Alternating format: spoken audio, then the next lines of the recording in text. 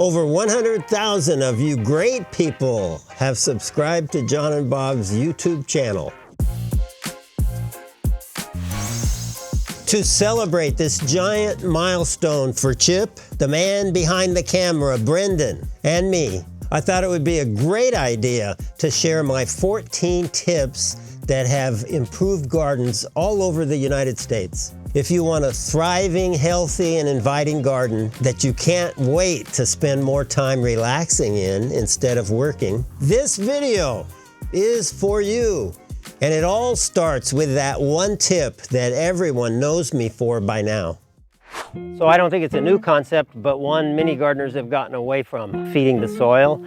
And you can feed the soil with compost or earthworm castings, as opposed to feeding plants directly, where you ignore the soil and allow plants to just take the nutrients from chemical additions. When you do that, that doesn't build the soil, and if you're not building the soil, it's not able to provide every protection that soil should provide to plants, which involves keeping them healthy and making them produce flowers and fruits and vegetables at their maximum. For instance, fungal disease, the best way to cure it is by building beneficial fungi in the soil, and beneficial fungi is way more powerful than any destructive fungus. Most pests, their life cycle starts in the soil. So if you have a lively soil, all those beneficial nematodes and fungi and protozoa and good bacteria, that they are going to eat the lowest form of those pests, so the larvae form, before it blossoms out into something really destructive. We can dramatically control pests just by having lively soil. Think you need some extra help assessing your soil? We have made a free soil health guide. You can access it by scanning the QR code or clicking the link in the description.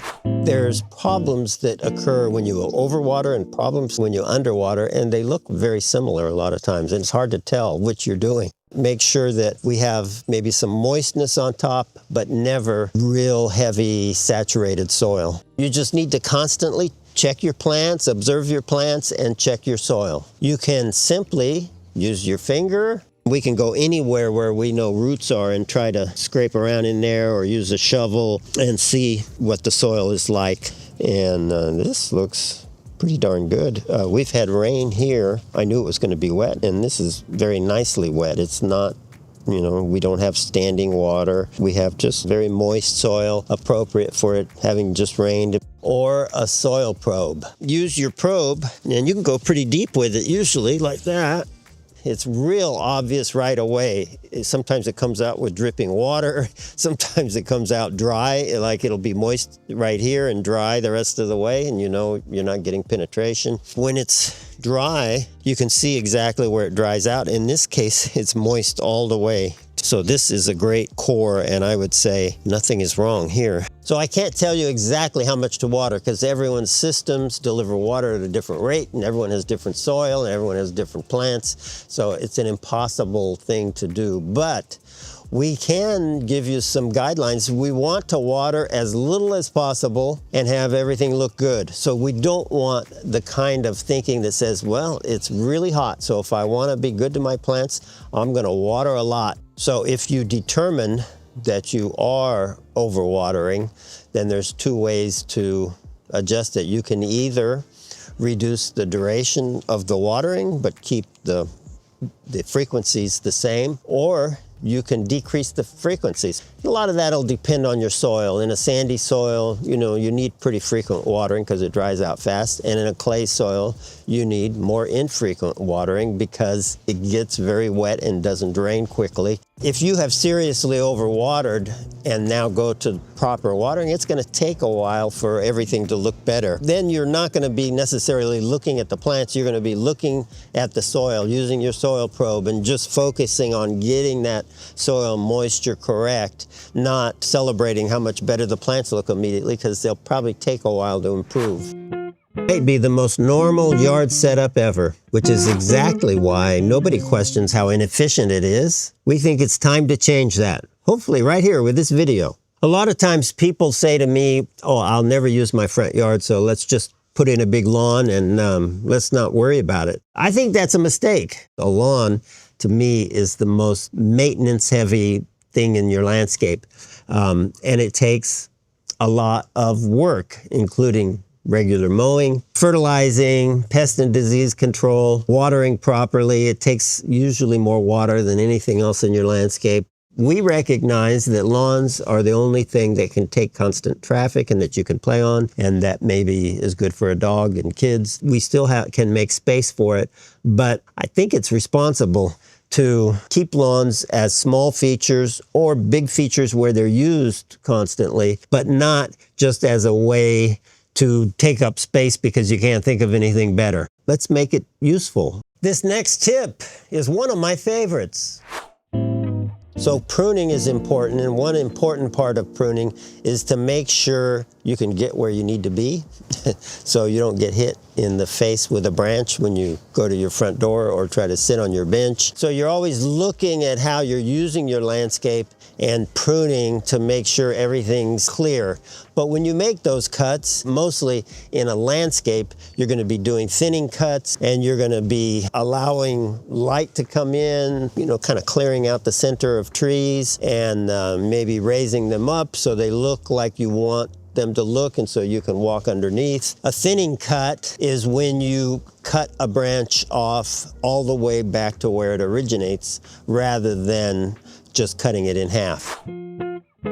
If you just top a tree, say once a year, you'll see it sprout back with many, many weak sprouts under the cut. It can ruin a lot of trees, but they'll eventually go back to about the same height. There's a few ways to best control height and control size of trees. Focus more on thinning cuts and not cutting branches in half. We're going to do this thinning and most of the pruning just after the tree puts on most of its new growth every year. If a tree is going to put on new growth, it's for the purpose of fueling more growth through photosynthesis, and that's how trees grow. But if we trick the tree, and as soon as it puts on new growth, we do extensive pruning, then we take away its capacity through photosynthesis to grow more.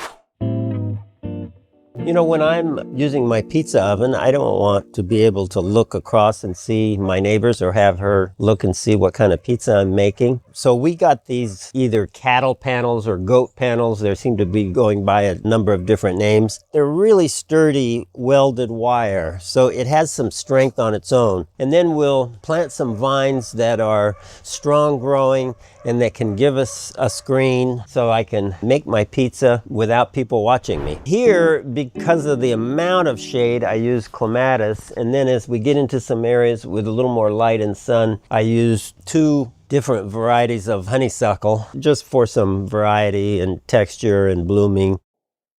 Really, it doesn't matter the plant. An effective strategy for noise is to try to have more than one level. Similar to what's done here, you start with a 3 or 4 foot screen, go to about a 5 or 6 foot screen, then go to about a 10 to 15 foot screen, and you're directing those sound waves up over the area you want to keep the noise out of. This next one is super important. You have to watch it. You want to maintain that layer of mulch, between 1 and 2 inches thick all the time. With that method, I think you can create a landscape like you have where you just almost don't get weeds.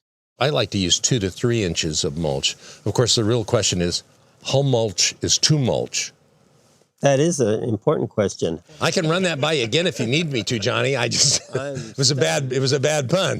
Here are the mulching mistakes to avoid at all costs. One of the biggest mistakes, in my opinion, is that ugly, stupid, toxic, dyed mulch that you see people use, sometimes reddish, sometimes black, where they take a plain brown wood product that they think doesn't have enough coloring and they dye it. It's not a good idea. It's not good for your plants. It's not good for your soil. And in my opinion, apparently not everyone agrees, but in my opinion, it looks ugly. Well, yeah, that's why I don't dye my hair as often anymore. I still a little bit.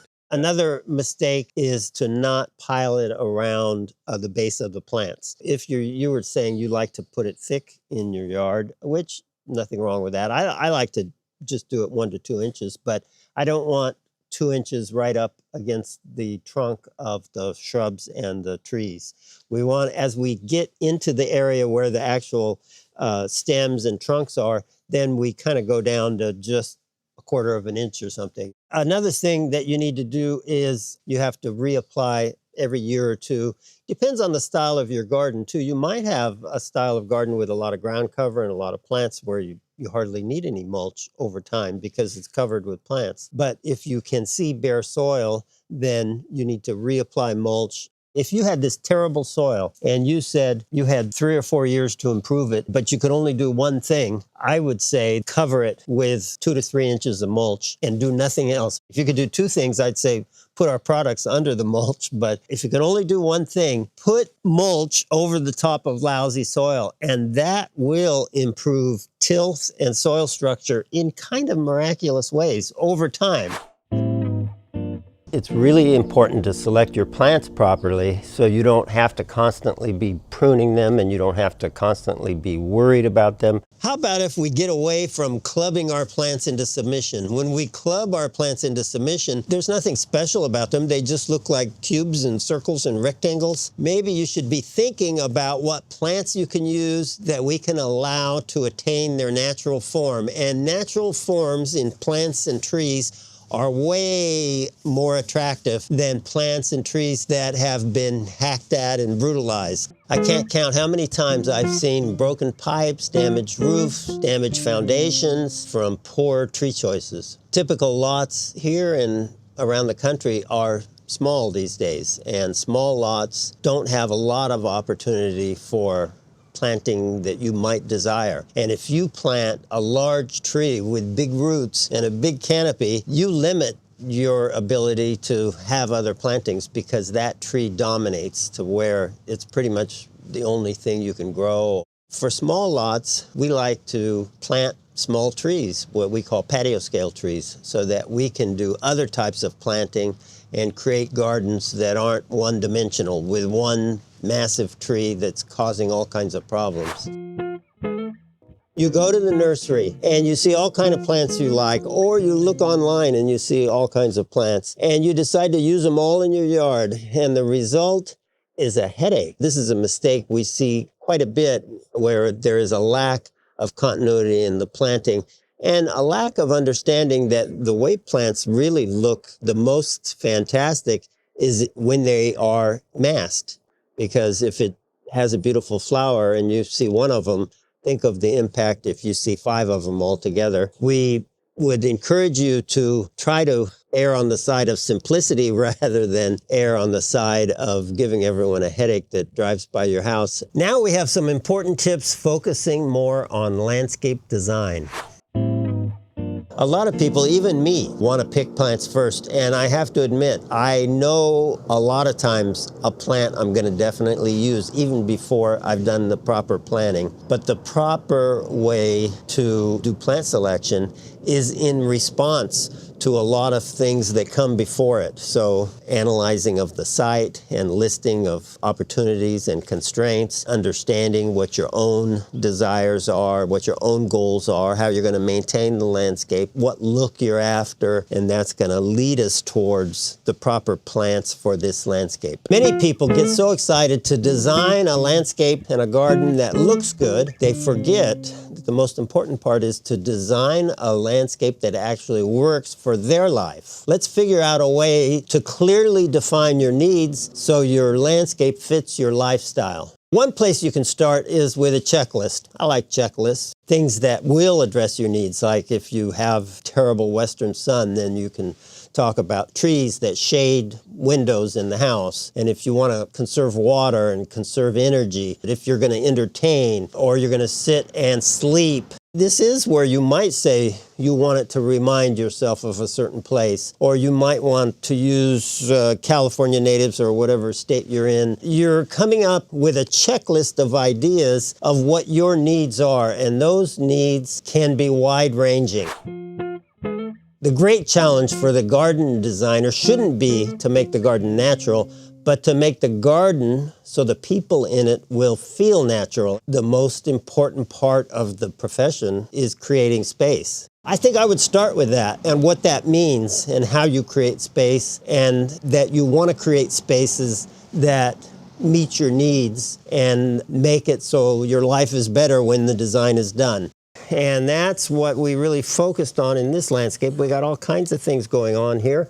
One we just started, you can see it under construction, and that's a 75-foot lap pool. In the lap pool, obviously, you could do all kinds of swimming. Chip doesn't, he hates the water, but he's gonna watch me. Next to the pool, we have our outdoor eating area. At the end of the pool, we've got a children's play area. Then we have a lawn area for dogs and kids to play in. We have a special outside area right now for a rowing machine, which is just outside one of our guest bedrooms. This is where we're going to have our onsen. You can see the onsen has a bamboo screen fence to set the tone, and then having Japanese plants in there, and then having the actual soaking tub.